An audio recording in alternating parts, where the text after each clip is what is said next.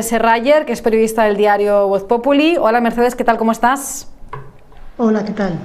Muchísimas gracias por estar con nosotros un día más, sobre todo este lunes, con la información tan importante y tan interesante que habéis publicado hoy en el diario Voz Populi, de esas relaciones de Pedro Sánchez con Víctor de Aldama, con Koldo García y con Javier Hidalgo, justo en el tiempo casi inmediatamente anterior al Delsey-Gate, a esa noche de enero de 2020, si no me equivoco ahora mismo con las fechas, en las que José Luis Ábalos, acompañado también por personas relacionadas con toda la trama Koldo, recibió a Delcy Rodríguez en el aeropuerto de Madrid-Barajas. Todavía no sabemos muy bien para qué, aunque sí que vamos conociendo detalles que tenían que ver precisamente con esa trama Koldo, ¿no? ¿Cuáles eran las relaciones que antes de ese Delsey-Gate mantenía Sánchez y también su esposa Begoña Gómez con estas personas implicadas en la trama?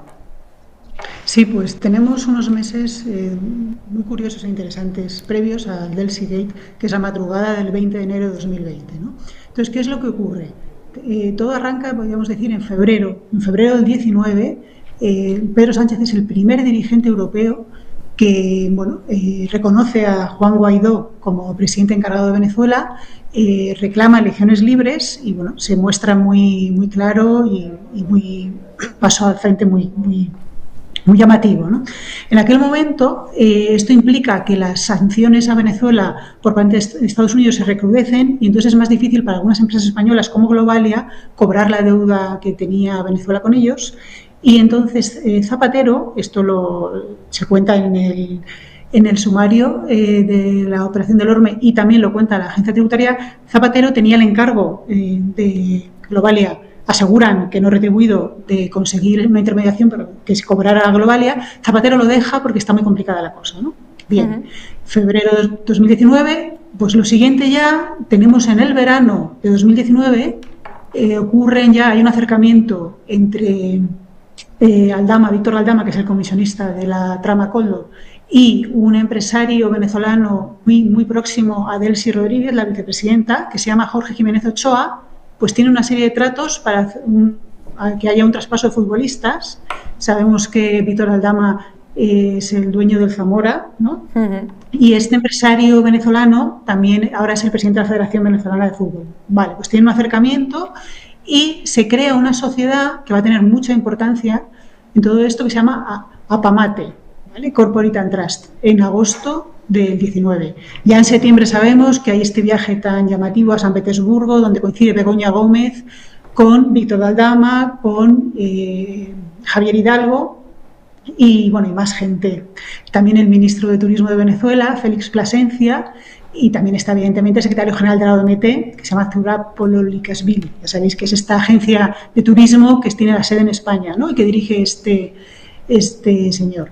Bien, pues tenemos una fecha muy importante, que es el 8 de diciembre de 2019, una fiesta sorpresa del cumpleaños de Ábalos, y esto tiene lugar en un restaurante propiedad de Aldama y acuden Begoña Gómez y Pedro Sánchez. Para decir que uno acudía, el encargado de gestionar la asistencia era Koldo García. Bien, tenemos este encuentro en Madrid, en las torres, en las 4 torres donde estaba el restaurante, entre Aldama, Ábalos, Pedro Sánchez y Begoña Gómez. Un encuentro que muy poquito después, el 3 de enero de 2020, se produce un pago de la sociedad esta que habíamos comentado, APAMATE, de 300.000 euros a una sociedad de Aldama. Y ya 15 días después, la madrugada del 20 de enero de 2020, aterriza el famoso avión con Delcy García, y entre la comitiva que va con Delcy está este empresario, Jorge Jiménez Ochoa, y también Félix Plasencia, el ministro. Entonces aparecen allí Ábalos, aparece allí Koldo y curiosamente también de Aldama, que estaba contratado desde septiembre por Globalia para cobrar la deuda de 200 millones de euros. Coge el testigo directamente de José Luis Rodríguez Zapatero. Entonces, como sabemos, había unas sanciones que pesaban sobre Delcy Rodríguez. A las 8 de la mañana coge otro avión, pero aquí en España se quedan Félix Plasencia y también Jorge Jiménez Ochoa, este empresario. Y están todos estos días en Fitur, y ahí coinciden con Pedro Sánchez, que también departe con Juan José Hidalgo en el stand de Globalia en Fitur, y todos ellos también coinciden con Begoña Gómez en varios eventos, y entre ellos una importante cena que hay con ocasión del 40 aniversario de Fitur. Y además, último aspecto, había empezado justo Juan Guaidó una gira por Europa, justo antes de que saliera el avión de Delsi de Caracas, y bueno, pues el Gobierno de España hace gestiones para que ningún dirigente europeo le reciba.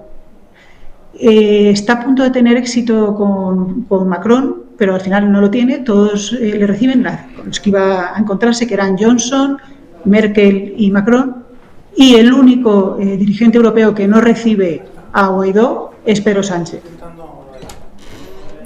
Pues es verdad que yo puedo entender que para los espectadores a veces sea complicado, ¿no? Porque al final son muchos nombres, pero yo veo varios detalles importantes, ¿no? El primero de ellos, sobre todo para destacar, esa fiesta, ¿no? En honor a Ábalos, a su cumpleaños, que fue precisamente pues justo más o menos un mes antes, ¿no? De la noche del Delsigate, a la que acuden Koldo García, Víctor de Aldama, Pedro Sánchez y Begoña Gómez.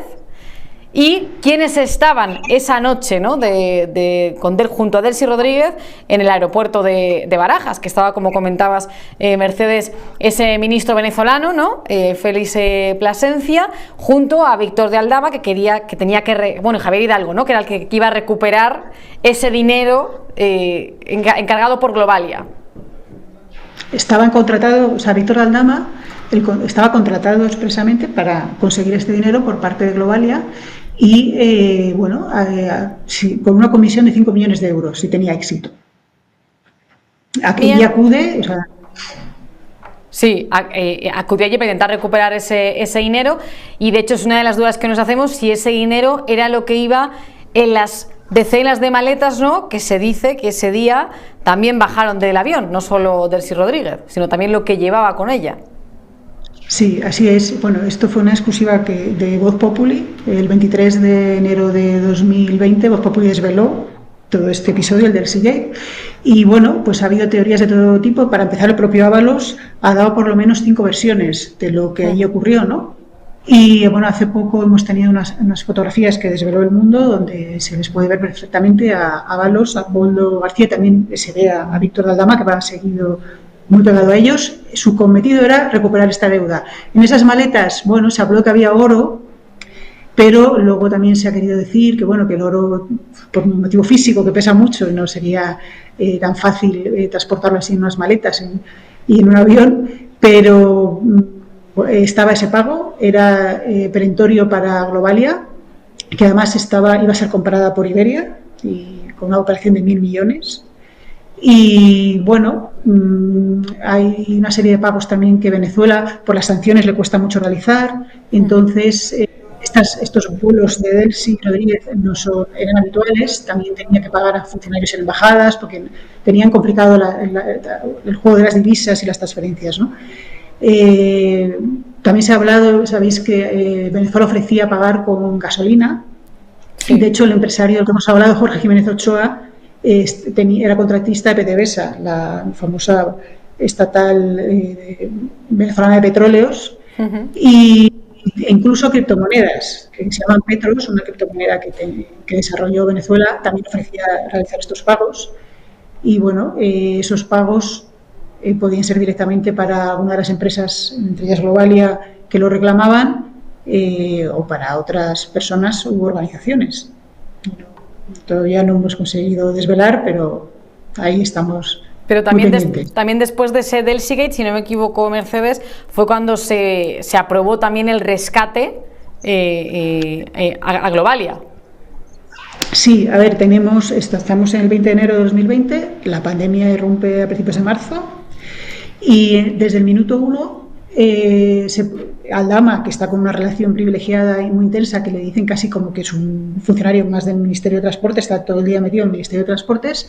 Entonces, de hecho, la agencia tributaria, en su informe que está en la operación, en la investigación del juez, la agencia tributaria dice que precisamente las negociaciones para el rescate, que se inician en el minuto 1, en el mismo marzo, bueno, porque era un sector, las aerolíneas es un sector muy afectado y en otros países europeos también se estaba negociando, ¿no?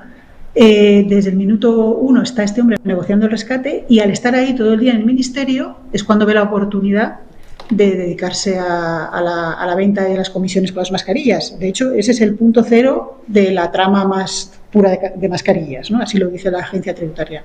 Y entonces empiezan a negociar y bueno, pues Globalia, el fondo de rescate de la SEPI se crea en julio, finalmente, y con el verano por medio y demás, y Globalia es la primera en recibirlo, el rescate más voluminoso, el más rápido, etcétera, ¿no?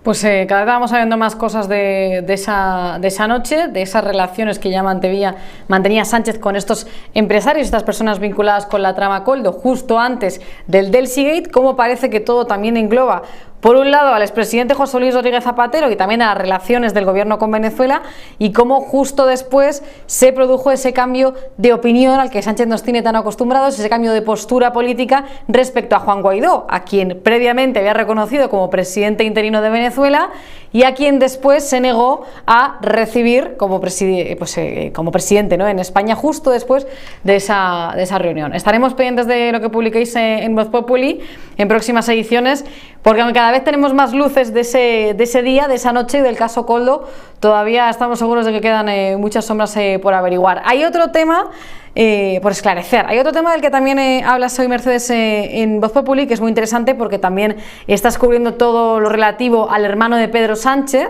a ese aumento de patrimonio que nos explica, pero es que resulta que este señor, David Sánchez Pérez Castejón, tiene una casa, ¿no?, por llamarlo de alguna manera en el VAS, y ahora se ha sabido que la pagó con 2 cheques al contado, ¿no?, si no me equivoco, y la jueza nos explica muy bien de dónde salieron esos jueces, ¿no?, esos cheques, de dónde salía ese dinero. Sí, como de sus declaraciones patrimoniales vamos viendo lo que tiene, lo que entra y sale, y aparte de que él declara que no tiene ningún otro ingreso, ni público ni privado, aparte de lo que cobra de la Diputación de Badajoz. Entonces, no sale, o sea, si uno hace el análisis de lo que él declara en cuentas bancarias, precisamente, en acciones, que tiene muchísimas, por cierto, sobre todo a partir del 21, que vuelve de una excedencia tras la pandemia, de BBVA también, si uno sigue todos los movimientos de lo que él declara, y que según él no hay nada más, y tampoco hay una herencia, etcétera, pues estos 240.000 euros en 2 cheques al contado no tiene una explicación, no sabemos muy bien cuál es el origen. Así que bueno, la jueza está con su investigación y ha pedido un informe de la situación tributaria de David Sánchez a la agencia tributaria, y también ha pedido a la UCO que investigue, y esto es uno de los temas más misteriosos, ¿no? Es un enigma. La verdad es que todo lo que rodea también al hermano de Sánchez es cuando menos llamativo. Muchísimas gracias, Mercedes Rayer, por estar con nosotros estos minutos, un día más, y estamos pendientes de lo que publicamos.